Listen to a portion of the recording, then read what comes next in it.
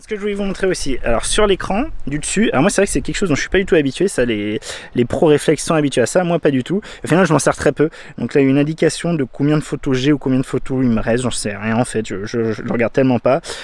Quel mode on est, si on est en rafale, si on est en single, la balance automatique des blancs ici pour moi, ça doit être la vitesse, et ici donc 1 sur 4 centièmes de seconde et 1 4 centième de seconde et F4 ici.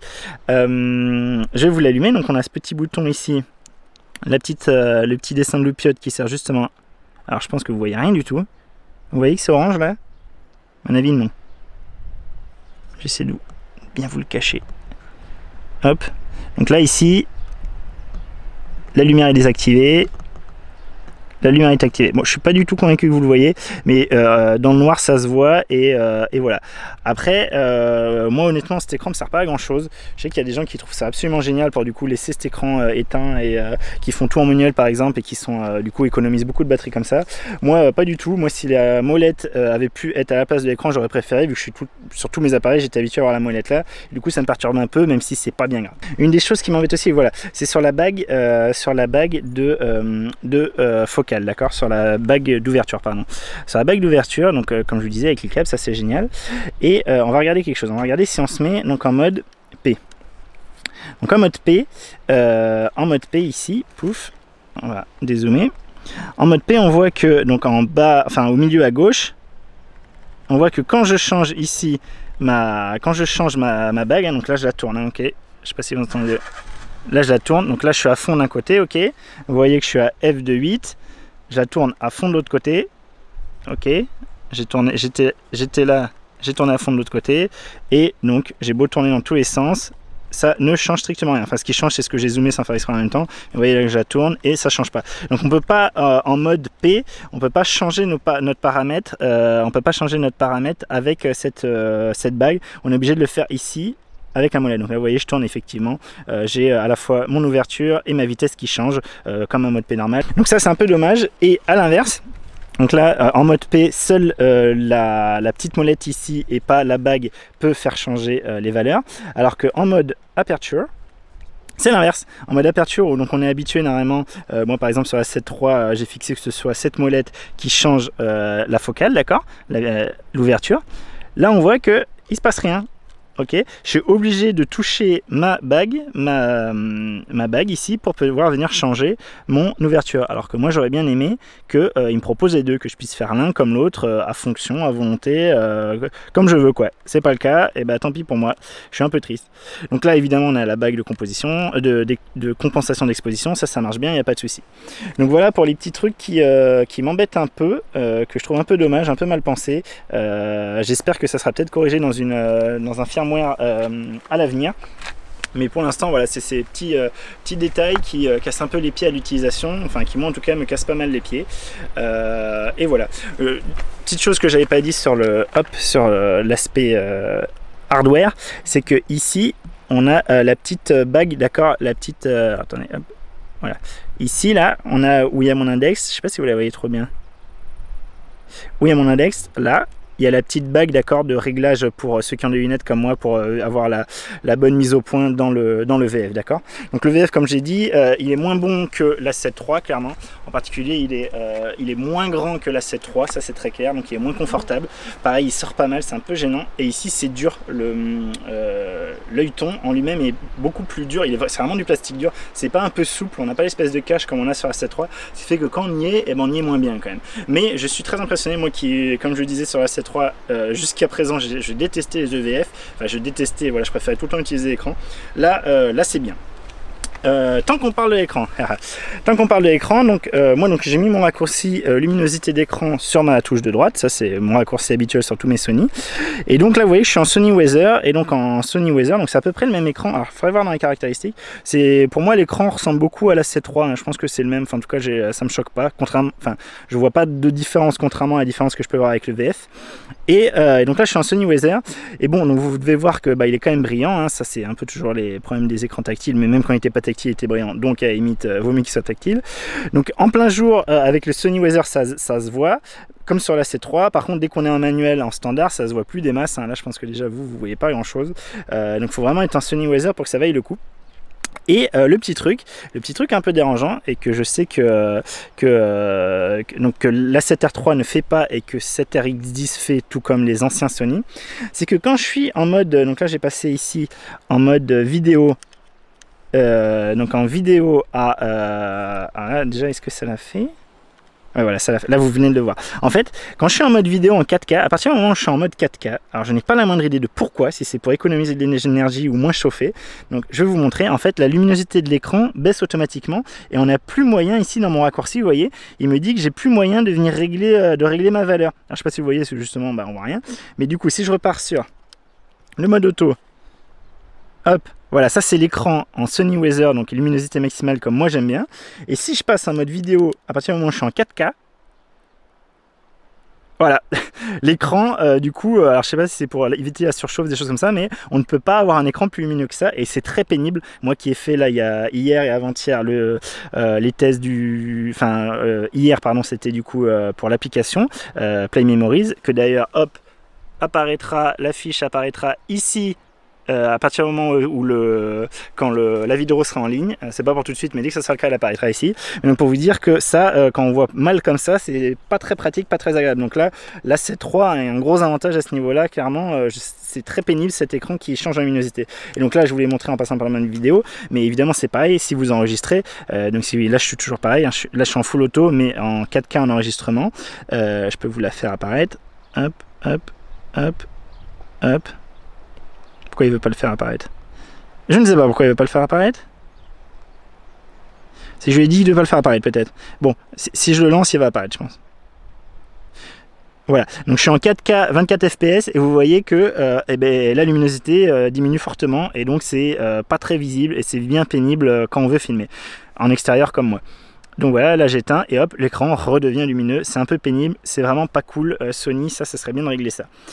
Donc pour l'écran, autre chose, cette fois un point très positif de l'écran, c'est que tout comme la 7 III, on a une... Donc là vous avez mon bras devant, désolé mais bon on s'en fout un peu, c'est juste pour vous montrer le truc. Donc comme sur tous les appareils maintenant on a un capteur de présence, donc si le capteur ici détecte quelque chose, une présence, du coup l'image est ici, je sais pas si vous voyez, hop, dans l'œilleton, ok. Si j'enlève, l'image passe hop sur l'écran, ok. Donc ça très bien. Et la chose géniale qu'a fait Sony sur la 7 III et que c'est également le cas ici, et ça c'est vraiment génial, c'est que ce truc souvent c'est un peu embêtant quand on veut montrer des photos, quand vous savez vous avez l'appareil comme ça et vous passez votre doigt pour montrer à votre copain copine, ah regarde cette photo, regarde ça, ce détail de photo, regarde la tête du bébé, machin machin. Donc c'est super pénible. Et même des fois quand vous l'avez près de vous, quand vous voulez filmer et que vous l'avez près de vous, si ce détecteur marche tout le temps, des fois il va passer dans l'œilleton et du coup vous verrez rien. Là ce que Sony a fait, c'est qu'à partir du moment où, comme sur la C3, on décale un tout petit peu l'écran, mais quand je dis un tout petit peu, c'est peanut, hein. À partir du moment où l'écran est ne serait-ce que comme ça, d'accord, donc un tout petit peu, peut-être 10 degrés, et même un peu moins. Après le truc c'est qu'il va se refermer tout seul, voilà. Même comme ça, l'écran va forcément, c'est forcément l'écran qui va être choisi. Là j'ai beau mettre ce que je veux devant, mon capteur, hop, il se passe rien, d'accord. Je ferme, hop, je change. Donc ça c'est absolument génial, c'est un truc ergonomique qui change la vie pour moi, hein, plutôt que de criser à chaque fois, péter un plomb avec ce changement automatique. Bah là c'est désactivé, c'est génial. On sait que là on aura tout le temps l'écran, peu importe s'il y a un truc qui passe devant, si la lanière sans faire exprès passe devant, on aura toujours l'écran qui est allumé et le VF qui est éteint. Donc ça c'est génial, merci Sony, parfait. Je peux vous montrer justement sur donc un des trucs qui est vraiment génial chez les Sony, c'est qu'on peut paramétrer absolument tout ce qu'on veut, et en particulier, enfin à peu près tout ce qu'on veut, comme je vous ai dit, pas le bouton Movie malheureusement, mais par exemple je vais vous montrer ici sur la mise au point manuel un peu ce que donne la bague. Donc moi pour la mise au point manuel, donc soit vous allez vous sélectionner ici au commutateur le MF, ok, ce que je vais faire là. Donc là je suis du coup en mise au point manuel et ici donc j'ai la loupe qui est activée, mais ça vous pouvez choisir la désactiver, l'activer, quel facteur de grossissement vous voulez. Et ce que vous voyez c'est que là j'ai le... Alors normalement j'ai le focus picking, j'arrive pas à le voir là. Attendez, attendez, je le fais.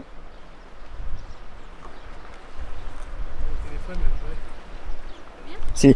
Alors peut-être vous ne voyez pas super bien à l'écran, mais donc ce qu'on a là, c'est qu'on a le focus picking, donc ici en jaune. Vous pouvez choisir la couleur entre jaune, rouge et blanc. Moi je suis en jaune ici. et donc qui apparaît quand on est en zone focus. Là je pense que ça se voit pas des masses à l'écran parce que c'est du jaune, mais là voilà, là on le voit sur les herbes, d'accord.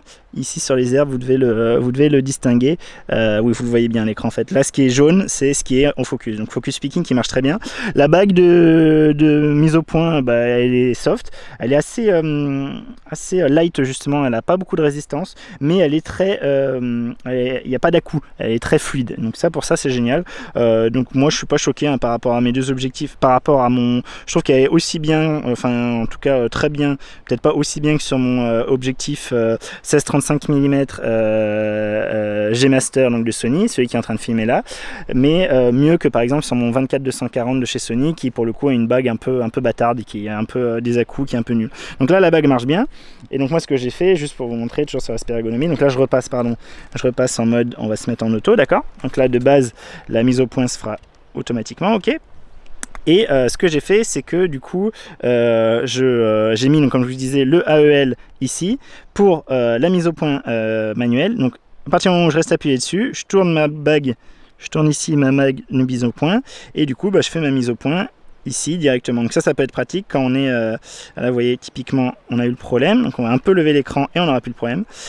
Donc j'appuie sur mon bouton, donc moi j'ai choisi AEL parce que c'est le plus accessible avec le pouce, et donc ici je peux venir faire ma mise au point. Donc ça c'est bien pratique pour quand on est juste un peu hors mise au point, par exemple sur une bestiole et qu'on n'a vraiment pas le temps d'essayer de la refaire électrotechniquement automatiquement. Donc vite on vient appuyer là, on change, on bouge un tout petit peu notre mise au point et boum on peut déclencher, on peut balancer. Donc ça c'est cool. L'autre chose cool, c'est donc là, vu que je relâche le bouton, c'est automatiquement en mise au point automatique. L'autre truc cool, c'est le tactile. Alors, je sais pas si vous voyez, ce que toujours, comme le problème un peu sur la C3, c'est que le carré, le petit rectangle, quand il est gris, est pas très visible. Là, vous voyez bien ce qu'il y a de l'eau, mais là, par exemple, dans les herbes, ok, dans les herbes, on voit plus grand chose.